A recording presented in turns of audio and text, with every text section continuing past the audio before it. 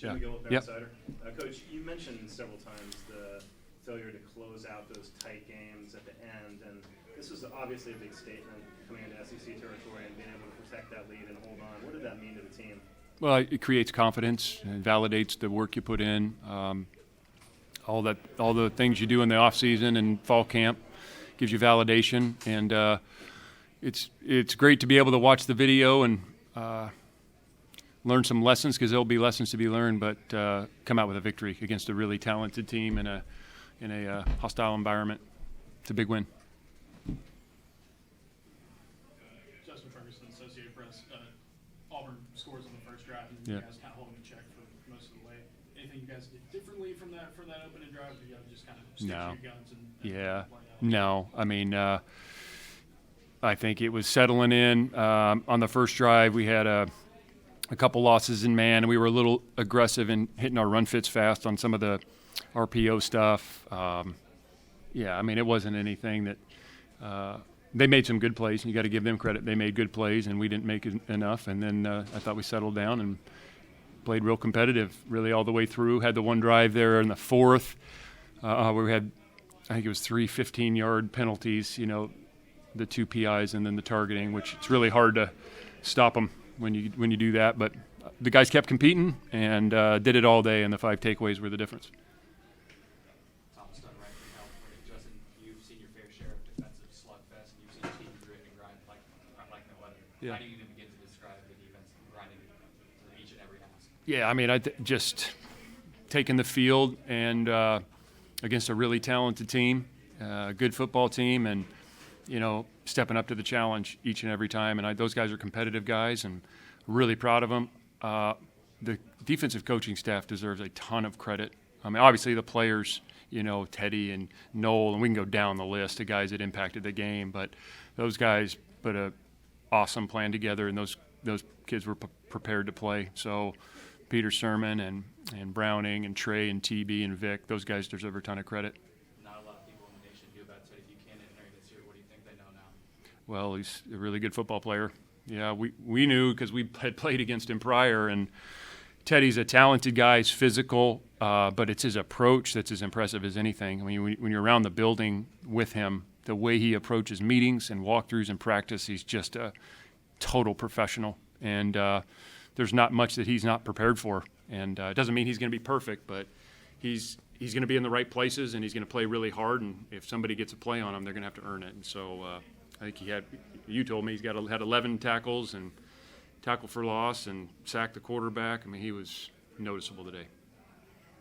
You guys had, as an offense, a lot of turnovers last season, but through 2 games, 0 turnovers, and plus, I think +8 in takeaways now. Just how much of a huge difference is that for you in Yeah, the program? I mean, huge. And we talked about coming into today, wanting to be +2 to +3. And, offensively, there was some tough sledding against a really, talented front. And, there was times when we were kind of playing that field position game, and maybe we'll get to him, but if we don't, the punter was big today, really big. And, protecting the football and not giving it to him, I mean, that's the only sacred thing in the program. There's no sacred coach or player, but the one sacred thing is the football, and they took care of it today.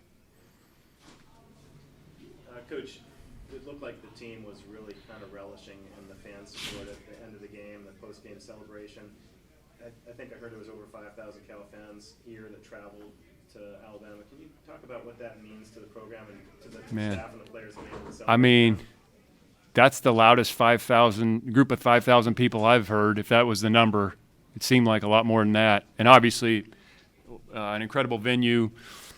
This environment we knew coming in and be a great environment and loud. And I mean, that's why you play college football, is to be in these environments, and then to be able to run off the field and see all those smiling faces right there in the corner wearing blue and gold. That was special. So we appreciate them. Thank you all who came out and who couldn't come, that watched on TV, and we appreciate all you old Blues and young Blues. Justin, this time last year, Fernando Mendoza and J.D. Thomas were on the sideline. No one really knew about them other than you guys. Yeah.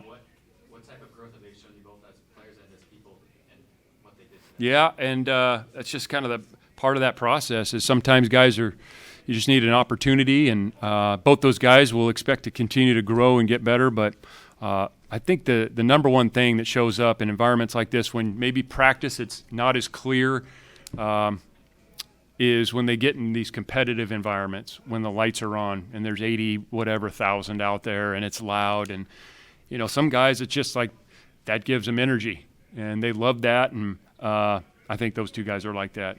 I think Isaiah's like that because, a month ago, we probably talked about this last week. I don't know if any of us would have thought Isaiah through 2 games would have done what he's done. So I think that's just a part of maturation and guys getting an opportunity and being prepared when they get the opportunity. Any other questions in the room? Quick question, Coach. Doug Ferris, football organically. I've lost my voice from cheering. Noah Williams got an interception, and he basically turned into an offensive player.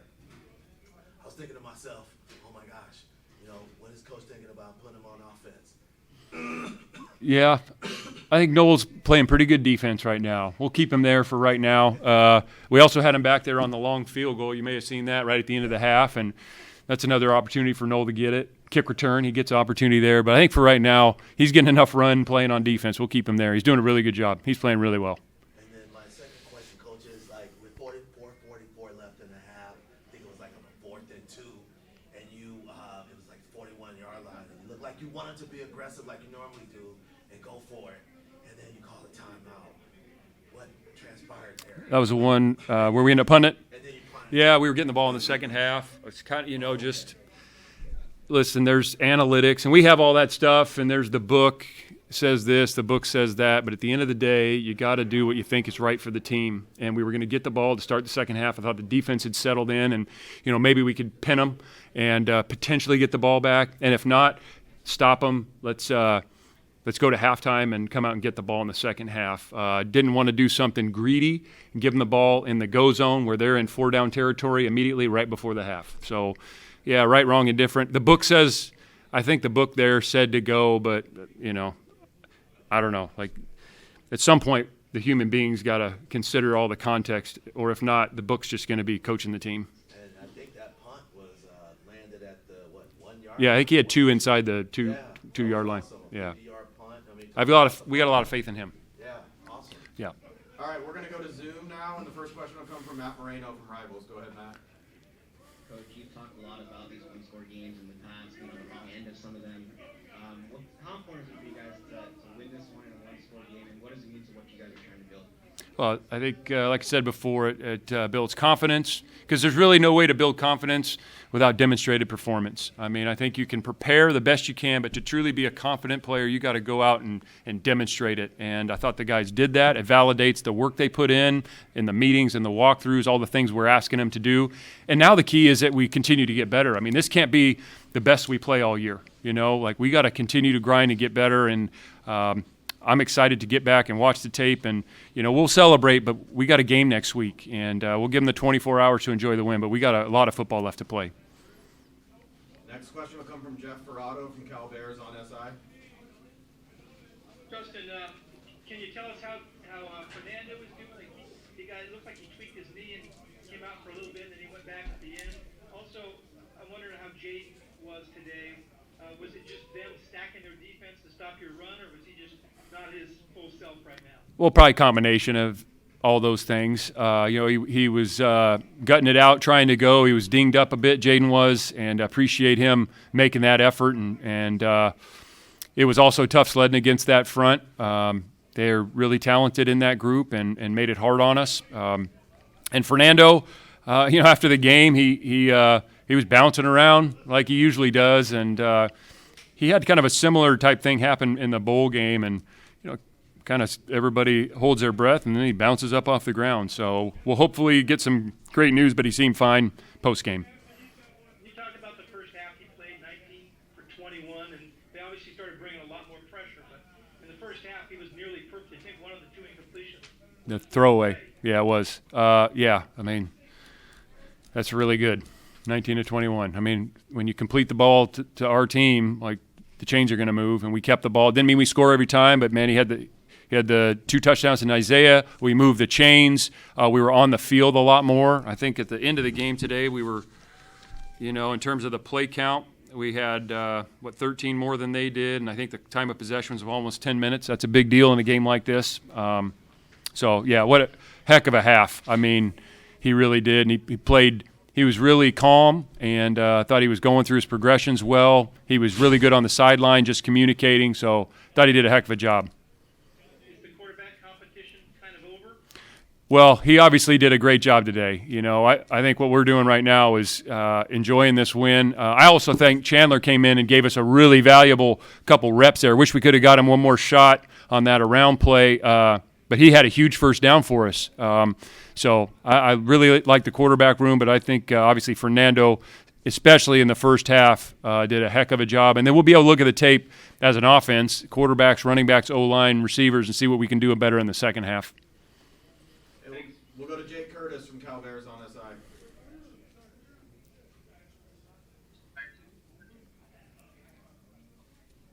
We can't hear you, Jake.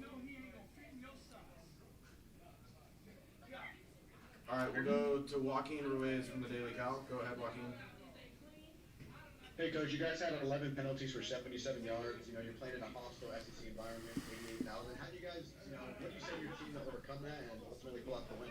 Well, we got to be better pre-snap, number one. I mean, we have to be better pre-snap. There penalties happen in a game, especially when you're playing a really talented roster with hand placement and guys pulling away from you. Like, penalties come up.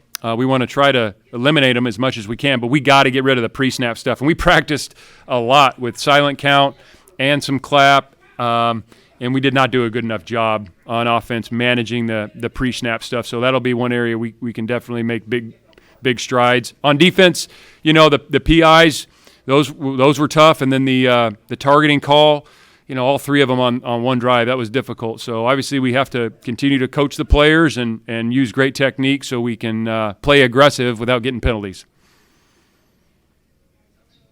And then one more. You talk about penalties and those being frustrating, but on the other end, you have countless timely plays today. Can you talk about how big those are in a road environment? Yeah, it's just going to take a while because there were so many big plays. Like, there's going to be ones that are obvious. The interceptions are obvious. And then there's going to be plays in a drive on offense that might not jump out to you, but if we don't make that play, we don't have a chance to end up scoring, So the punter is another one, like the punt team and downing the ball. Like, there's just so many of them. If you want to talk about a couple, I'm more than happy to, but it's going to be hard for me to go through them all. All right, we'll wrap this up with the last question in the room here from Thomas. Justin, I know you said earlier in the week you were hopeful that Keon and Tobias were going to be able to suit up. How close are they to suiting up? Yeah, week to week right now. It's unfortunate. We've had a number of injuries on the offense. The two wideouts, two O linemen, Jaden. So I'm really proud of the way the guys have stepped up, especially in a tough environment like this. And we're going to need those guys to get back as soon as possible. You want to get your team as healthy as possible, and they're starters for a reason. But again, it gives guys an opportunity. I don't know if Isaiah Hunter, if we know exactly where he would be without, those opportunities got. So I guess that's the bittersweet part of it. But we need to get those guys back, and that way we can continue to be more and more productive on offense. But I thought today, all in all, just a team victory. Offense did what they had to do, special teams, and then the defense, obviously, with the takeaways. That was the difference. So, all right, thank you.